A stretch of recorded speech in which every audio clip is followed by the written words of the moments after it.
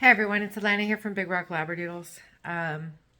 This is me, I don't know how many hours, 48, 56 hours in on a litter, I guess from start of delivery. That's not thriving. My mom is not thriving. My puppies are not thriving. I'm not sleeping. I'm a little bit cuckoo.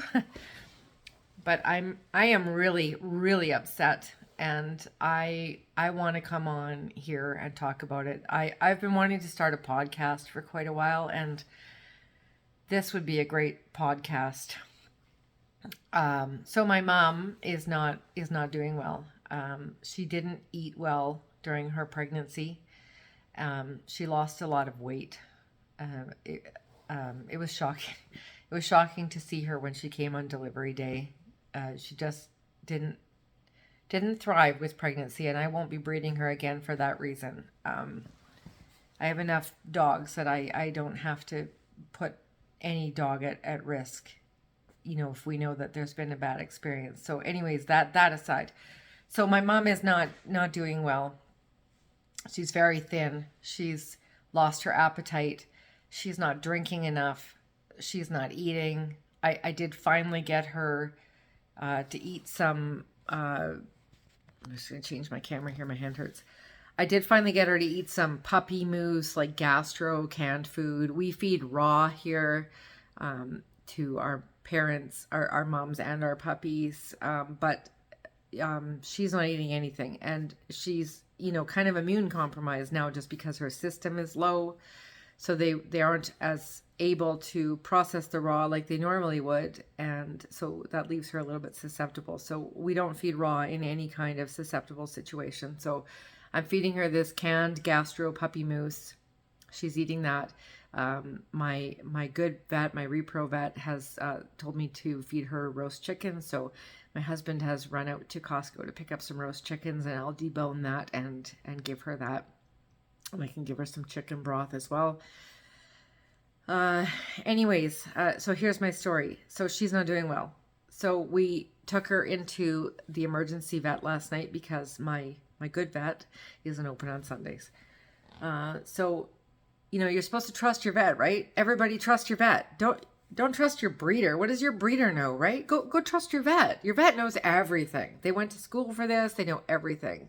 Well, let me tell you, your vet does not know everything, and they are all about covering their butt. Okay, so mom goes in last night to the emergency vet because I know she's not right. Something isn't right. She's not herself. She's not right. So, and she's running a fever. There we go. She's running a fever. It was quite a high fever as well, 104.5 or 40 point something Celsius. Okay, she's not doing well.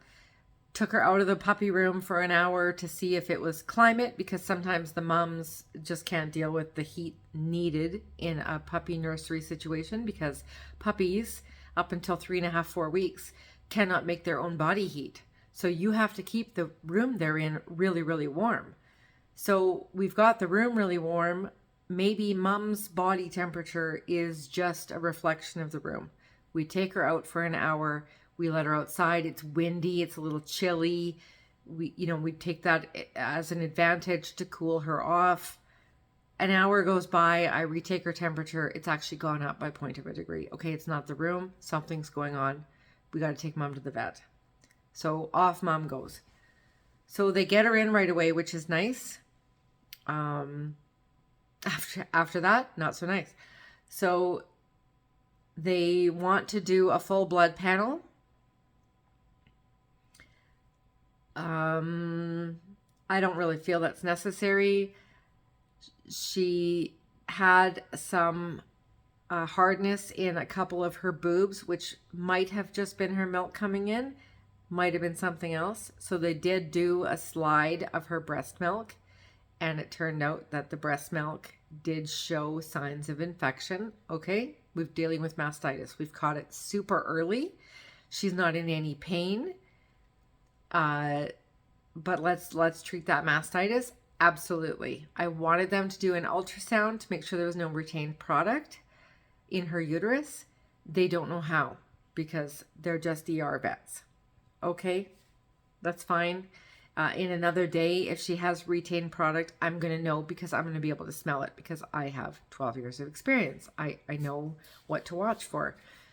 And her discharge was the right color. It wasn't concerning. So I didn't really think it was that. I just knew she wasn't right. So, okay, it's mastitis. Let's treat for mastitis. I have never in 12 years been given anything for mastitis other than clavaceptin because that is a safe antibiotic for nursing moms. It has always done the job, even in the case of black boob mastitis, which is mastitis that has come on so hard and so fast, it's actually killing some of the mammary tissue, and it usually bursts and a big chunk falls out. Mom actually recovers from this really, really well. It looks awful. It freaks out the humans. But mom recovers really, really well, provided she's under care. Anyways, this was mastitis that had barely even gotten any footing, okay?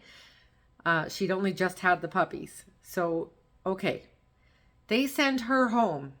I'm not going to reveal vet names or companies or anything because I don't think that's in anyone's best interest. This was a young vet, probably barely out of vet school, okay? I spoke to her on the phone. My husband took her in. I spoke to this vet on the phone and I expressed what I wanted done. And she was more concerned with covering her butt, okay? That is what it is, I guess. That's emergency medicine. But here's the kicker.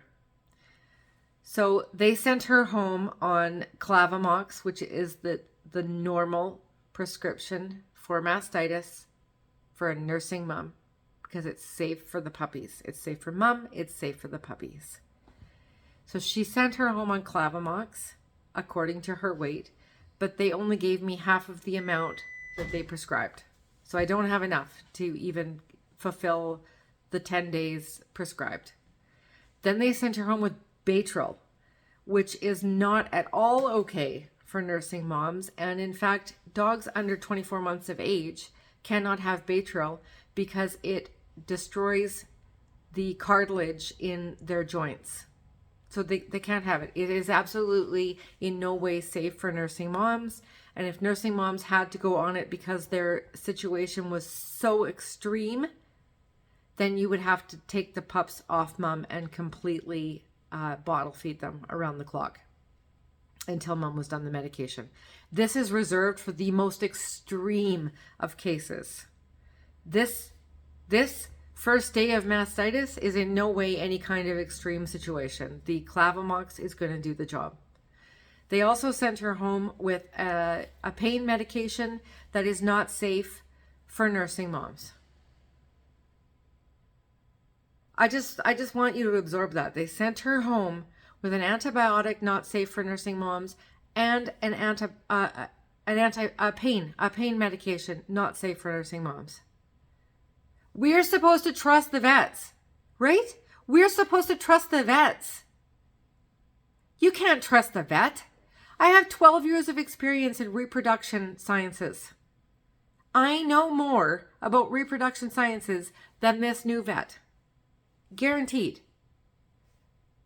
But she wouldn't listen to me. She spoke to me like I don't know anything and she knows everything. And I know she's covering her butt from every field. Okay?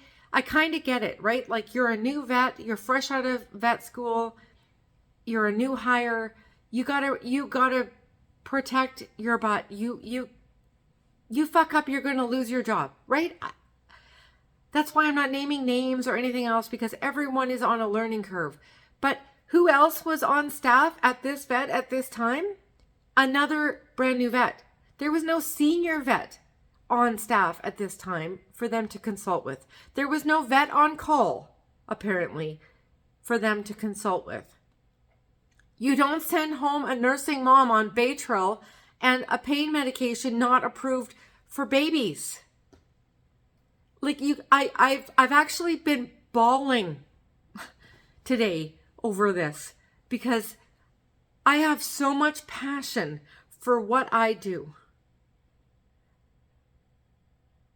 And for the health and wellness of my breeding stock and my puppies and the puppies that we sell and go home to our families. I have so much passion for the life, wellness, health, mental health of all the puppies that we send out there. To get something like this directly to me, the breeder, I know better. I know when that medication came home not to use it. You don't know that. You trust your vet. They prescribe medication for your dog. You give it. Because what do you know? You're not in the industry.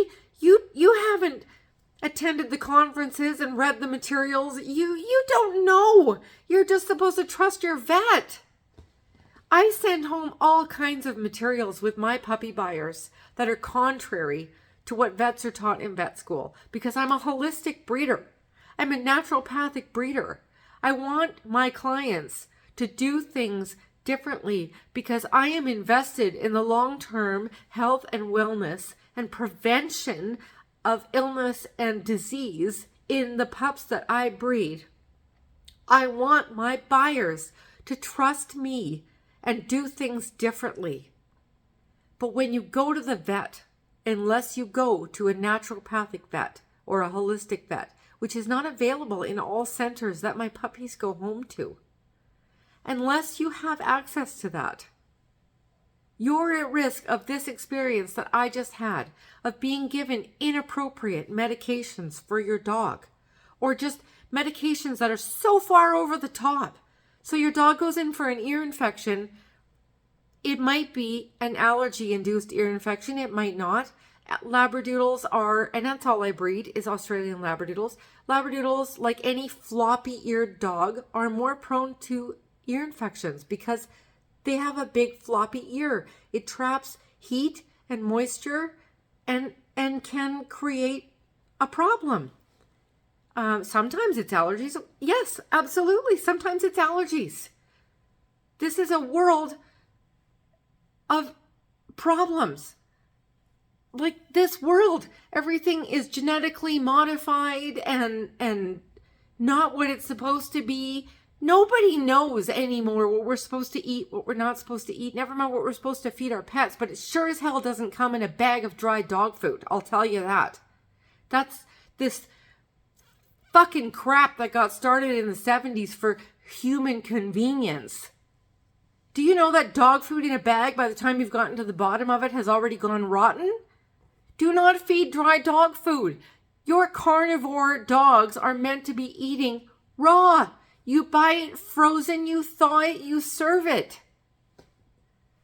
Anyways, that's off topic. I just wanted to come on here and say, you cannot just blindly trust your vet. Work with a breeder with a lot of experience that knows what they're talking about, that is sending you home with proven protocols for vaccines, for not using flea and tick medications, for using natural remedies for prevention of flea and ticks, that's invested in the lifetime interest of your pet's health, because their whole life and whole passion revolves around your dog's wellness, preventing disease. Talk to your breeder. If there's something wrong with your dog and your vet wants to do all these things, talk to your breeder. Please God, never put your dog on Apoquel.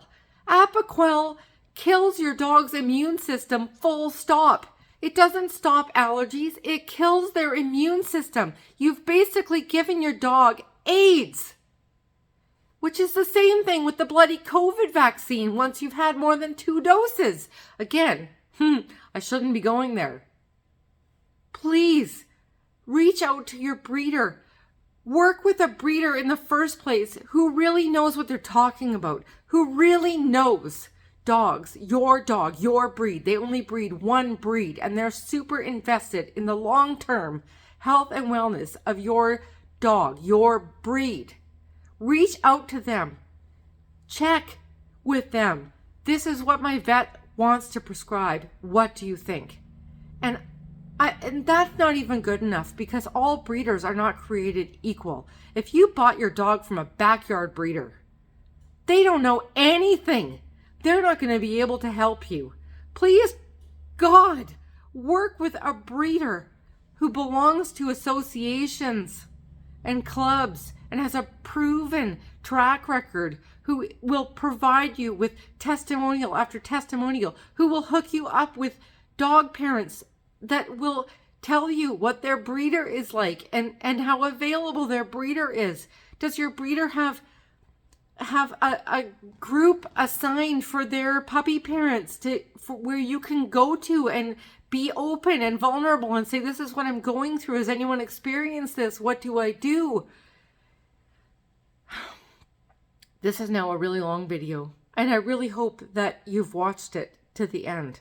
And I honestly, I don't even know if I've made any sense, because I'm coming to you at a time when I am so upset and so vulnerable, because I went to the vet and I'm supposed to trust the vet, and I got sent home medications that I know are not appropriate.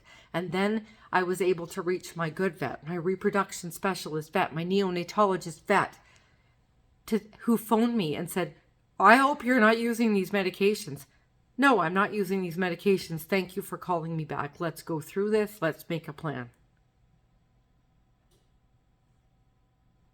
Don't just blindly trust your vet. Don't buy your dog from just anywhere. Yes, rescue is wonderful. If you're in a position to rescue a dog from a legitimate rescue association, that is fantastic. But people with young kids, people who live with the elderly, you cannot just go and rescue a dog, because you don't know what kind of garbage, baggage, whatnot experience that dog brings with it. You don't know what you are bringing home. You might have the biggest heart in the world and the best of intentions, but you don't know what you are bringing home. If you can rescue a dog, if you're a single person and you can take on the challenge and you have got the funds required medically and from a training or behavior standpoint to work with that dog and bring it into a full, well-rounded life, bless you. But not everyone is in that position. I have had rescued dogs. And I have my Jackie. My Jackie was a rescued Shih Tzu cross. And I loved him. Oh my God, we all loved him. And we lost him at 14. He had a wonderful life, and we miss him to this day. He's been gone almost 3 years, and I still can't talk about him without crying. I miss him every day. If you can rescue, please rescue. But when you can't, when you need to know the history and background of what you're getting because you need a certain type of temperament for your family, or you have young kids, or you live with the elderly, you need to know what kind of temperament that you are taking on and the needs of that dog, what that dog's drive is, and what kind of dog that is going to be. Please work with experienced breeders who have made breeding their life's work, their passion. That's where you're going to win if you can't rescue a dog. And I am not anti-rescue in any way. If you can rescue, fantastic. There are a lot of dogs who legitimately need a great home. There are also a lot of dogs who never should have been bred, and it's just a bad situation. Sorry, I'm going off on a tangent, and this is now a really long video, and I hope anyone has stuck through to the end. I really do. My main message today is you cannot blindly trust your vet. Do some research. Look into what they are saying. The research is out there. The papers are out there. You can access information. Be invested in your dog. Go and do the research. Look into what your vet is saying, because Not all vets, just like not all breeders, are created equal. Some vets are only out there caring about their kickbacks from major pharma and dog food companies which are also major pharma. Please do your research. Contact your breeder if you worked with a really great, reputable breeder. Invest in the time, knowledge, and education for your dog. I guess that's my bottom line. Because here I am, 12 years into repro, and I'm being told to give my dog something that I know is not okay for my dog. And if I wasn't in the 12-year-in experience that I am, I wouldn't know that these medications were not appropriate for my dog, and I would trust my vet. In this case, my vet was completely untrustworthy. I really want you to hear that message. I really want you to be out there and be an advocate for your dog. Our dogs can live long, healthy, wonderful lives, but not if they're kibble fed and being given horrible medications from the vet and bad vet advice. So let's get together and do some good work for our dogs, because they love us unconditionally and they rely on us to make the best decisions for them. Bless you. Have a great day, and I hope you have great experiences. Bye for now.